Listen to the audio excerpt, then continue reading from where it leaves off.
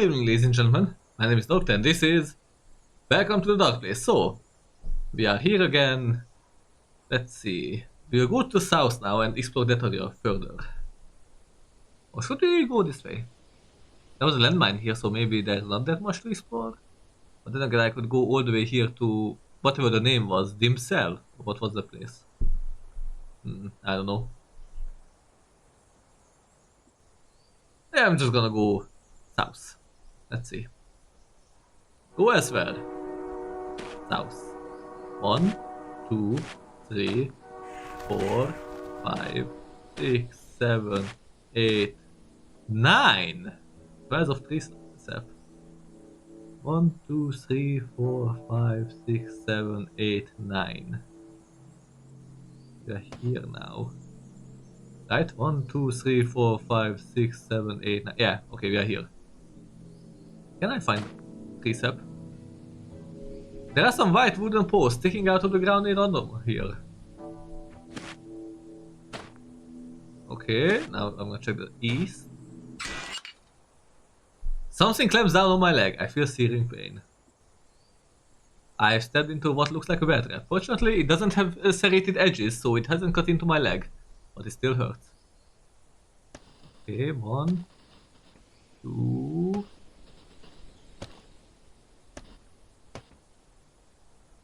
That wants to be a bear trap. I kneel down and work up a sweat trying to pry open the metal jaws. Okay, take some deep breaths. I calm myself, breathing in and counting to 4. 1, 2, 3, 4. I hold the breath for 7 seconds, then exhale for 8. 1, 2, 3, 4, 5, 6, 7, 8. Breathe in, I breathe out. The forest has gone quiet. Listen, I hear something. Why is it mechanical? What the fuck is that sound? This way?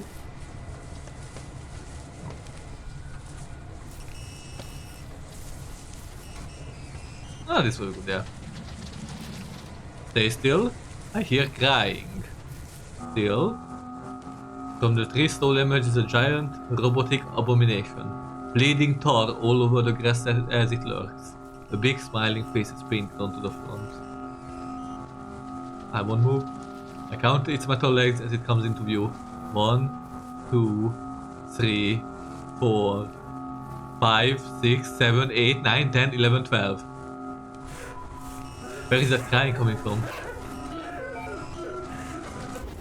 Let me show you, I'm gonna show you. Right now, it screams. Oh no. Struggle. The giant spinning sauce swings out from under the face of the machine as it charges towards me. In moments, I'm in pieces. Okay. We just died. But we got some new intel again. I'm gonna try this again. But I'm gonna try to break out of the trap. 1, 2, 3, 4. I need the tear sap. Tear sap, tear sap. There, east and east. Look down. Die harder. I keep trying to free my leg. The trap won't budge. I look around on the device for some kind of way to release the springs. Keep looking. The forest goes quiet. Here's some struggle.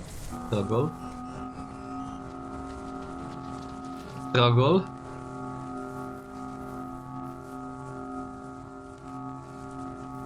Struggle. Guys. No. Okay, so this is a dead end. Now we know for sure. I don't like this robot. Okay, in that case, I'm just gonna put a cross here. Nope, that's dead. Okay, let's go down again.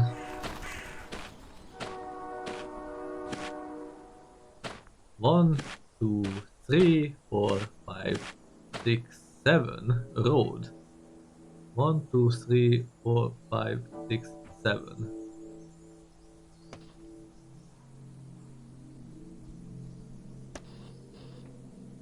To the east, the road ends abruptly.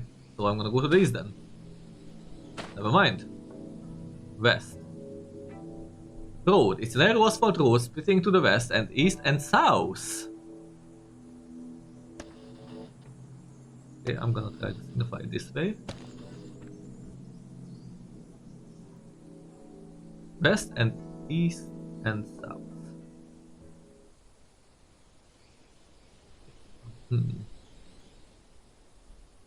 Okay. In that case, I'm gonna do something like this. To signify it. West. 1, 2, 3. 1, 2, 3.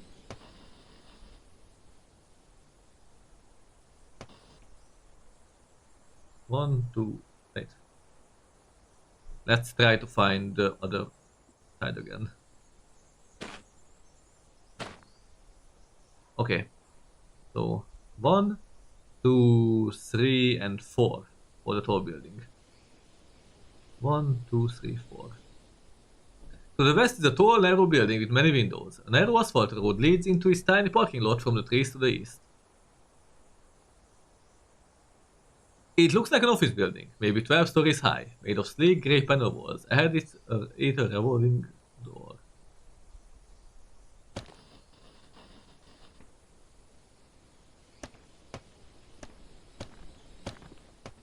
That will be the building. Look closer. Strangely, only some floors have windows. I noticed the outline of what might be a door upon the wall of the first floor, painted the same grey as the rest of the wall. Let's go inside.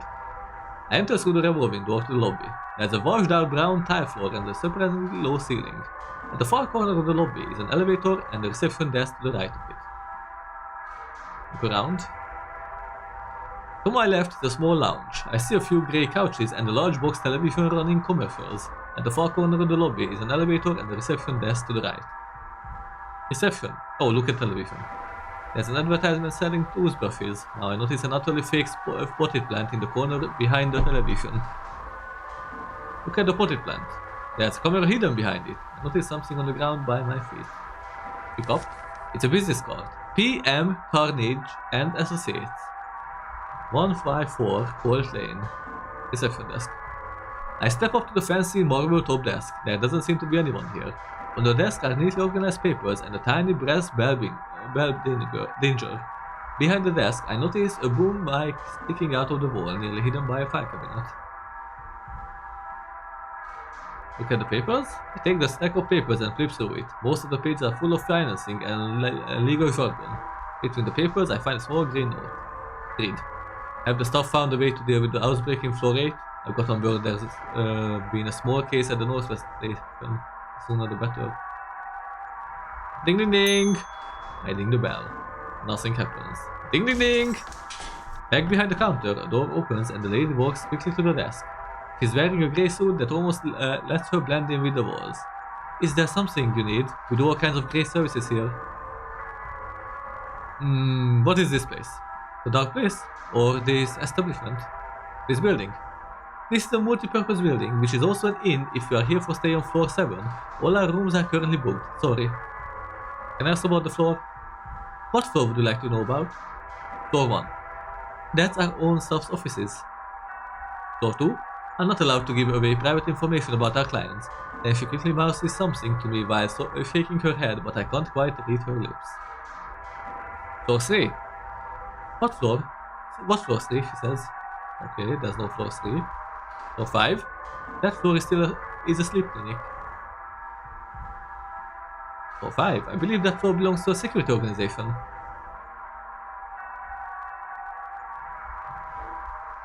There's no 6. 7. Floor 7 is our inn. It's booked right now. What about 8? Floor 8 is currently under maintenance.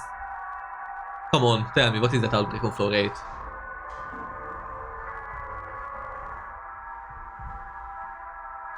Okay. I hurry through the revolving door and out into the fresh open air. I'm gonna go back. Wait, what?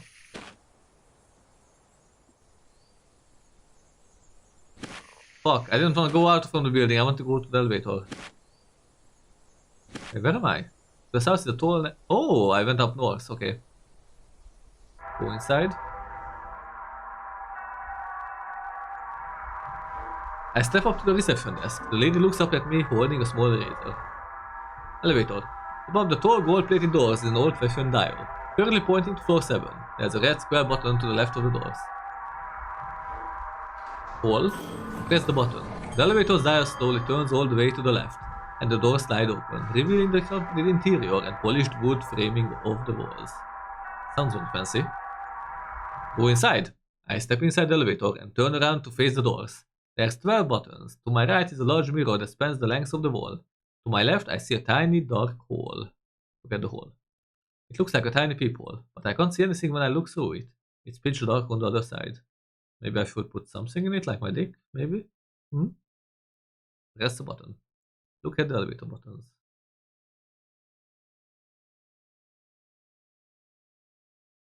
A. The elevator lurches downward slightly, then stops. That didn't seem to work.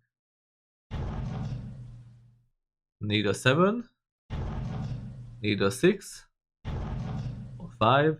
I press the button to go to the 4th floor. The elevator door slides shut. Wait.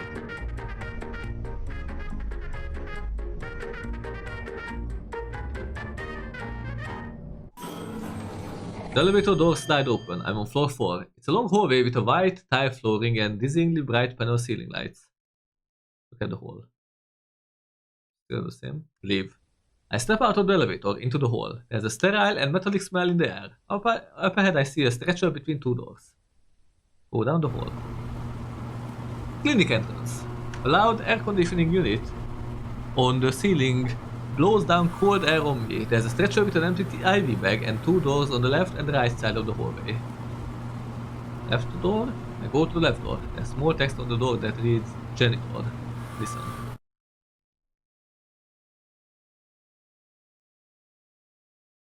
Did I hear something? No, I don't think so. Open. I slowly open the door. It's a janitorial closet. I see a mop and various colored plastic boxes filled with cleaning chemicals and tissues. Look elsewhere. Right door. The door has a window, but blinds are closed over it. Small text on the door reads Operation. Listen.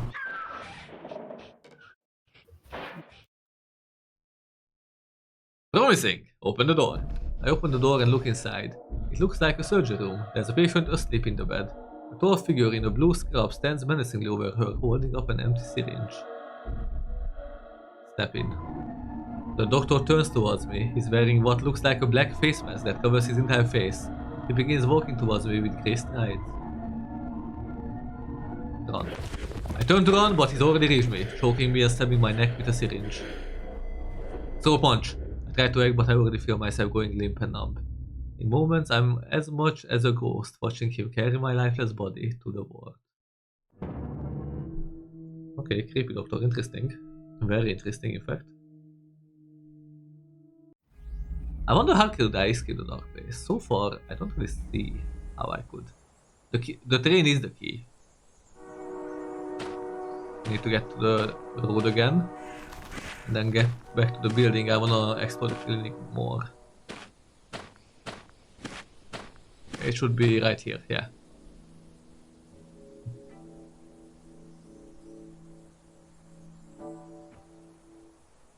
Go inside the elevator. Hall.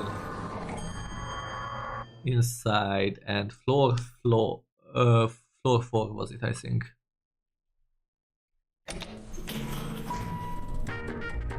I like the music.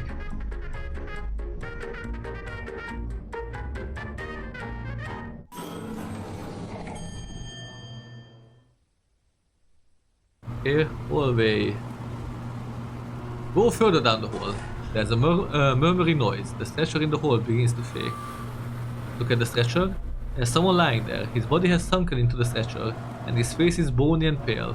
He's just a boy, but he looks aged and atrophied.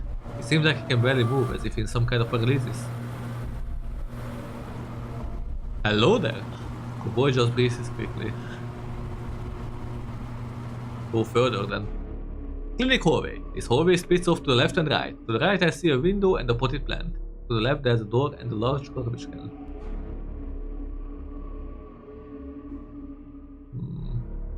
Right. At the very end of the hallway to the east is a big window and a fake potted plant. Look out the window. Far away to the southeast there's a big red and yellow circus tent peeking over the trees. Far to the northeast I see a burning forest spilling out the wall of black smoke that rises up and mixes with the cloud. Okay, that's some intel, but I will forget it sadly. Look in the garbage can. I step up to the garbage can and look inside. It's full of empty syringes, dirty gloves, plastic bags overfilling with unknown fluids, and various colored circular medicine tablets. Take a tablet. I grab a gummy tablet. It's bright purple and smells like grapes. Put it in my pocket. I put the medicine in my pocket. Go to the door. I go to the door. There's a window. Inside appears to be a ward with curtained hospital beds. The light is off. Listen. Seems fine. Open the door. I kick the door open. It's quiet in there. Step in. All across the left wall are 3 white curtains. Behind them I hear the beeps of heart monitors. At the far end of the room I see a clipboard on the counter. To my left is a light switch. Further in, I walk by the first curtain. Pull it. Pull open the curtain. There's a bald man sleeping in the bed, attached to an IV and other machinery. I see a lamp on the stand beside him. To the right, on the side curtains, is a picture of an open window and a beautiful, mountainous landscape. Turn on the lamp. I switch on the lamp. Look at the bald man. His eyes are wide open, bulging out of his head, staring up at the ceiling. Hello? The man starts screaming. He rips out the wires from his arms and sits up in the bed, thrashing about. I hear running in the hallway outside the wall. Hide under the bed. I get down and crawl under the bed. There's barely space for me down here. Black shoes in a blue scrub suit come running into the room to the side of the bed. There's a violent struggle, shaking the bed around. Listen.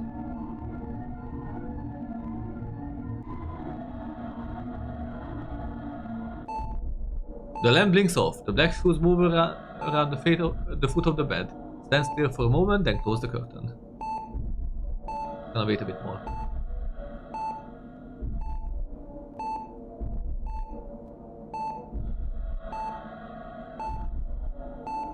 Okay, come out. I crawl out and stand up at the right side of the hospital bed. Turn on the lamp. Look at the bald man. His eyes are closed, his mouth is slightly open. There's a bead of blood on his neck. Leave the bed. I step out through the curtain, it seems safe. Go further in. I walk by the second curtain. Pull it. I pull open the curtain. There's a gaunt woman sleeping in the bed, sunken deep into a mattress. I see a lamp on the stand beside her. To the right on the side curtain is a picture of a flowery green field. Turn on. Switch the lamp on. Look at the woman. Her eyes open and look towards me, then hear her eyes slowly look to the curtain. Hello? What a view, she says. What? What? Lily, she murmurs. Let's run down to the creek and look for bugs. Say nothing. Oh, Lily, that dress looks splendid. Who is Lily? Oh, Lil. The lamp blinks off on its own. Turn on. I switch on the lamp. Look at her, the woman. Her eyes are closed. Go further in then. I walk by the third curtain. I see a clipboard on the counter. Let's check the clipboard first. The notes are scrolled down as if in a hurry. The paper is wrinkled at the edges. Read. Patient A, don't forget double dose daily. Problematic, 1 to 2 days max. Patient B, perfect specimen, full of dreams. Feed. Wait. Patient C, trespasser, 2F3. Floor 3, I guess. Pull the curtain. I pull open the curtain. There's an empty bed. I see a lamp on the ground beside a small coffee table. To the right on the curtain is a picture of a tall red door. Turn on the lamp. I switch on the lamp. Look at the bed. The bed is empty, but there's a depression in the mattress where a patient would lie. Let's leave. Alright, let's just leave this place. This is creepy. Leave the vault. I step out the vault. There's a garbage can in the corner. Okay. Go down the hallway.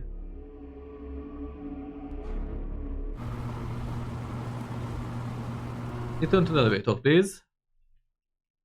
And now we will check floor 3.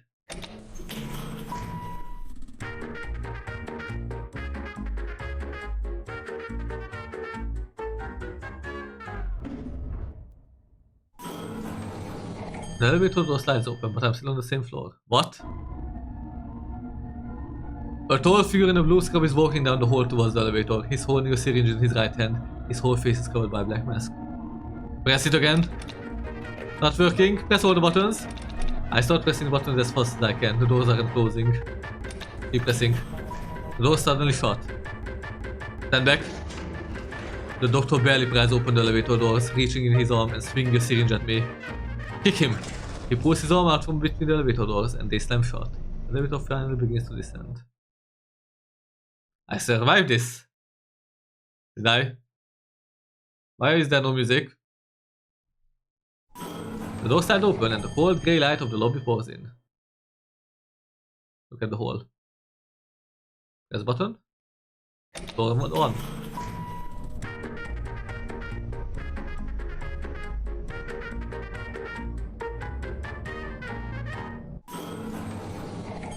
The elevator door slide open. From the elevator I can see a wall of cubicles. It's dark in the first floor. The only light shines in from the many windows. Look at the hall. Still nothing. Leave the elevator. I step out of the elevator into the first floor. It's a hallway full of office cubicles. Let's go to left. I go left down the hall. In all the cubicles, the computer screens have been smashed in. There's glass all over the floor. At this end of the hall, there's a steel door. There's also a note taped to one of the computers. Let's check the note. A scrap of notebook paper is taped to the side of the computer. It looks like a conversation between two people was passed back and forth. Can you get these lights back on? I was the one who cleaned up. Need more. Of course, that's why you did that. I will go to the floor 6, but you have to tell me what you saw in the old mansion. There's nothing under the dining table. I told you already. I saw nothing. There's your answer. If you won't tell me, I won't go up to fix the power. Does it scare you that much? Well, I'm going back to the old mansion to see it myself. Don't touch anything on the dining table without gloves. Not even plates or spoons or keys. They sense your fingerprints. Now, what on earth are you saying? That doesn't seem to be a response. Let's check the door. Approach the steel door. Listen. Open? It's locked, but there's no keyhole. Okay, then let's go to the right. I go right down the hall. At the very end, there's one computer that looks like it hasn't been destroyed. Turn on. I reach behind the back of the computer tower and switch it on, but it doesn't come to life. Okay. I need the electricity here, I guess, so floor 6.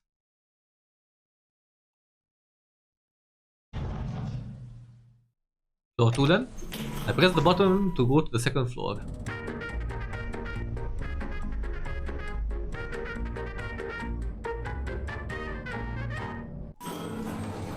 I'm on the second floor. It looks like a bedroom. I see a bunk bed and a big spinning ceiling fan. Leave the elevator. I step out of the elevator onto the blue carpet of the second floor. It seems like the entire second floor is just a small, colorful bedroom. There's a bunk bed in the right corner and in the left corner is a pillow fort. I see a light switch on the right wall beside the bunk bed. Light switch? I go to light switch. Ceiling fan whirls over the center of the room. Click. Light goes out as the ceiling fan slowly stops spinning. It's dark, the only light comes from the elevator. Listen. I hear chewing under the bunk bed. Turn on. I flick the switch. The light blinks on as the ceiling fan slowly starts spinning again. Look around. There's a bunk bed in the right corner. Let's check the pillow fort. It's a small pillow fort built on the corner of the room, made of a few couch cushions and a blanket. The entrance is covered with pillows. I can't see inside. Hello? There's no answer. Move the pillows. I move the pillows out of the way. Inside the pillow fort there's just a bucket full of red paint with no lid. Pick up the bucket. I try to take the paint bucket, but I find it's being fastened to the floor somehow. No matter how hard I pull, the bucket remains in place. Pull harder, it won't budge. Reach into it. I stick my hand into the bucket of red paint. I feel around at the bottom and find an object. I pull it out, it's a big brass key. Okay, great. Look at the bunk bed. It's a neatly made wooden bunk bed with several layers of blankets. I'm almost tall enough to see over the top bunk, but not quite. I climb to the top bunk.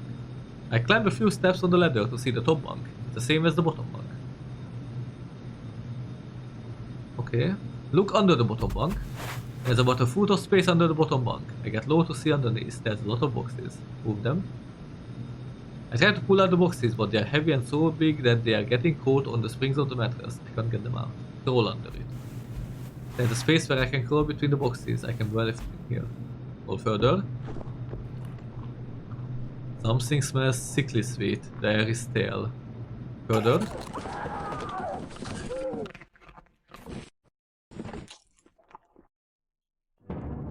I had a guess I'm gonna die, but it was worth a try. Anyway, that was all for this episode. Thanks for watching, and we'll continue from here next time. Bye.